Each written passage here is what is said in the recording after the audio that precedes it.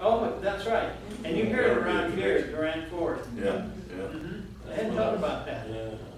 You know, in the old days, the dealership network was established so that they would have total control in their area of a name brand.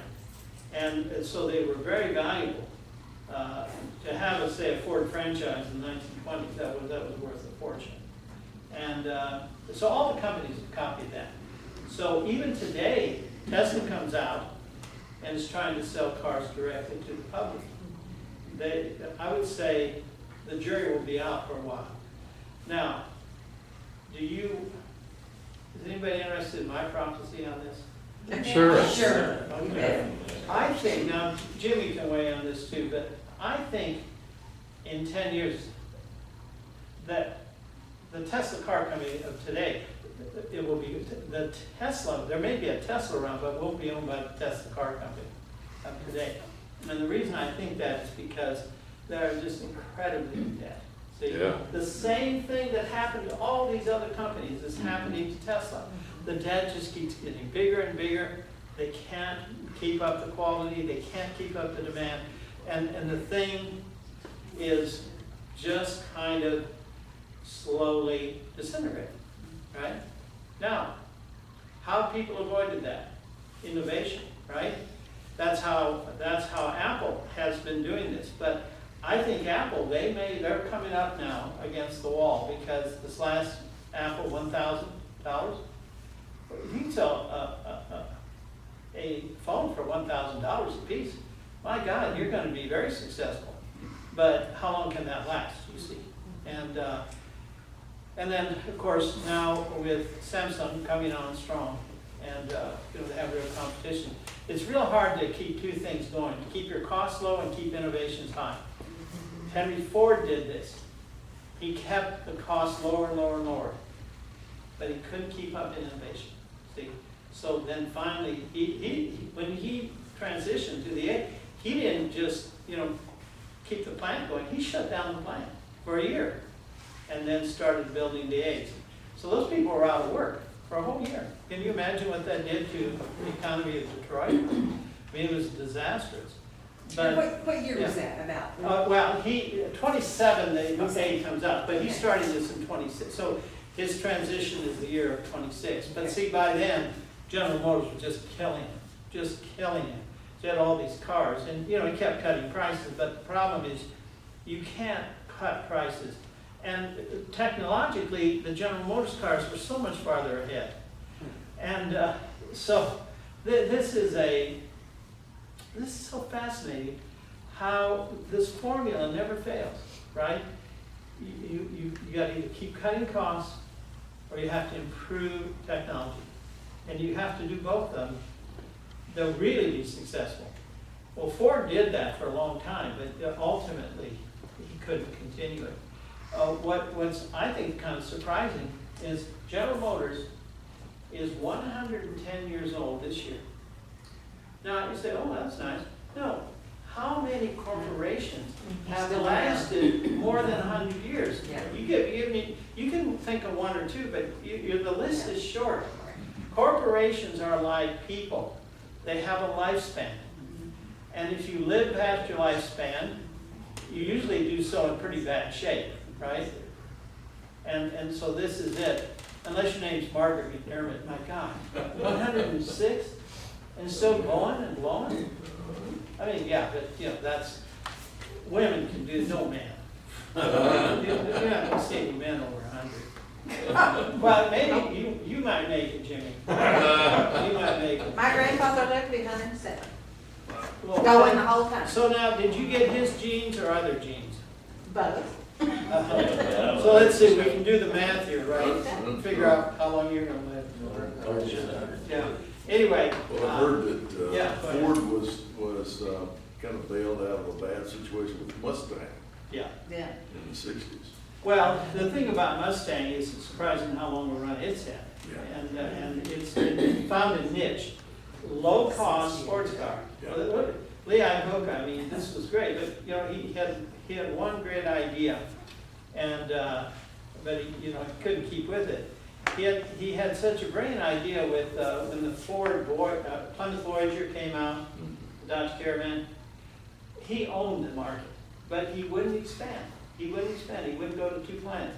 And so it was very limited production. So you only have a window, a short time, to really make it.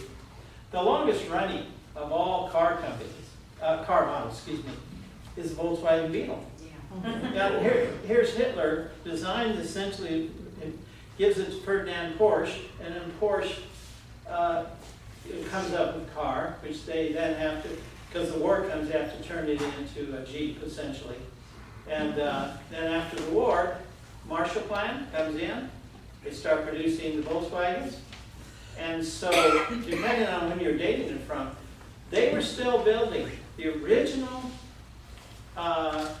Beetle in Mexico, in Puebla, Mexico, until almost the year 2000.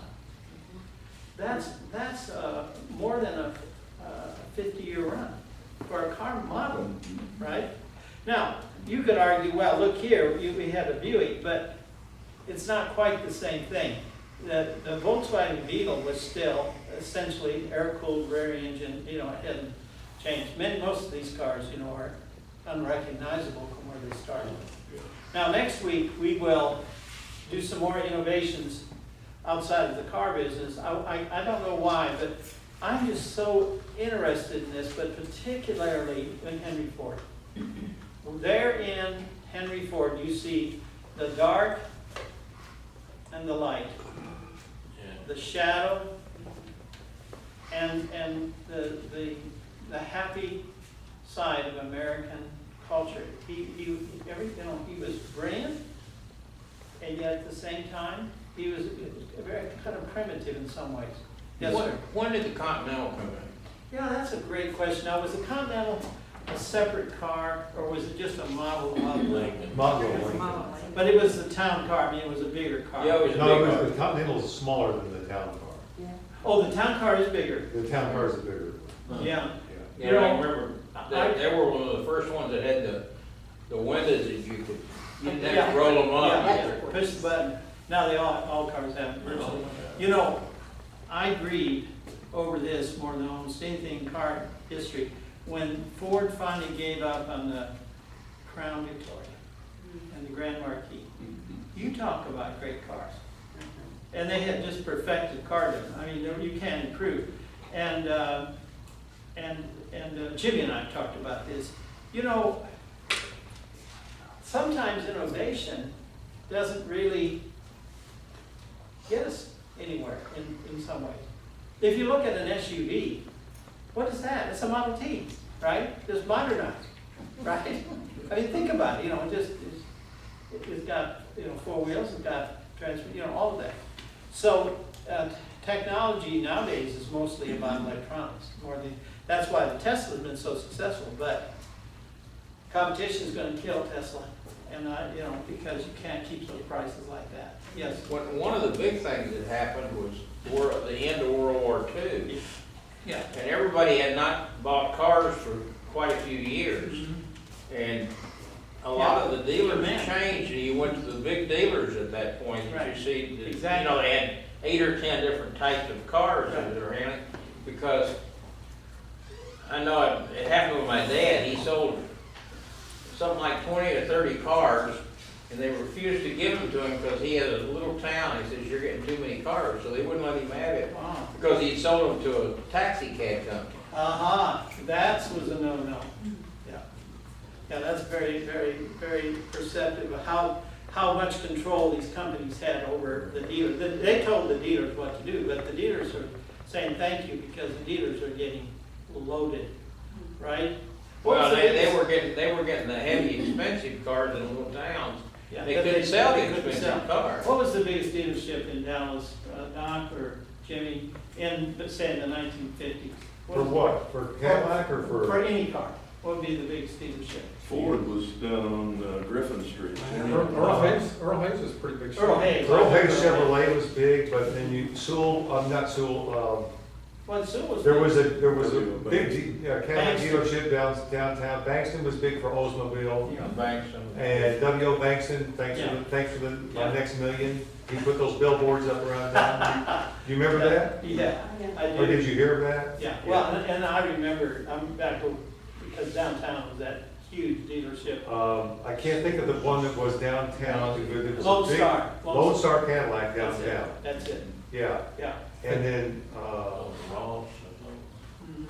Ross Avenue. yeah. Yeah, but I just That's mentioned where all that the because, dealerships were on Ross. yeah, because Dallas has always been, from the, early days, a very mobile town. Lots of cars. Dallas grew up with the car, so it's a very different town than, say, Boston. Boston, My first car in 55, was it new? brand new Ford, In 54, 55. 55. Yeah. That'd be valuable today. But, Paul, Yeah. before you write off What'd Tesla, you pay Yeah. for something It else? wasn't what I I said. suggest autobiography, Elon Musk. Yeah, it's pretty It's nice. a really interesting book, and It is. if you think about all the changes Mm-hmm. and innovators, he's one of the great He innovators is. of our century, Yeah, and change is exponential. right. And so if you think about the design of cars, Mm-hmm. car drives 60 miles an hour, car turn left here, even the driverless cars, Yeah, we can't imagine the future. that we had Yeah, one of these things. yeah. Computer. And so the exponential changes we're gonna have in the next, Oh, yeah, us, now Robin can imagine it, yeah. but the rest of us, I don't mean to throw anybody in the same generation. Throw me under the bus. But we're dinosaurs on it, right? Yeah, we are. But here's the thing, like, I think Musk's idea for the boring thing is brilliant. That's me. Because you have all these traffic problems, you just bore under the cities and Yeah. connect it all up. And yet, that may be a bust, and yet that might be the next great thing. See, who knows? So he may, he's making his money on innovation, because he certainly isn't making selling cars. I mean, he's in the hole, what, $1 billion or something? They can afford it. Yeah, well, yeah, because people are willing, they just say, please, take my money, right? That's it,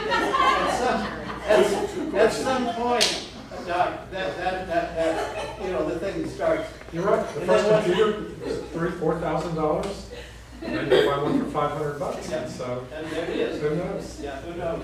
I don't pretend to know. No, I don't either. That's why that's tongue in cheek, by the way, that's business about what's gonna happen to Tesla.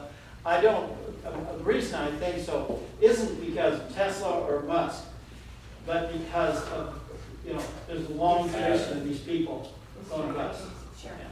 Yes, sir. Do you know that one of the most famous things that happened with cars was Disney? How so? All the kids were working in Disneyland, and of course, nearly everybody had rented cars had gone up to, to go through Disneyland. Mhm. And he says, as the kids came in, you go over here, the next car, you go over there. At the end of the day, they suddenly realized they'd put all the white cars in one lot, and all the blue cars in one lot, and all the red cars in one lot, and all the cars were rented, and nobody could find their car. Yeah, that's a good point. Yeah, there's a lot of good ideas that aren't so hot, They told the kids, Mhm. says, do it, says, it's real smart if you thought it up, but don't do it again. Exactly, exactly. Well, thank you. We'll look forward to seeing you. Hope your wife can come next week. She's,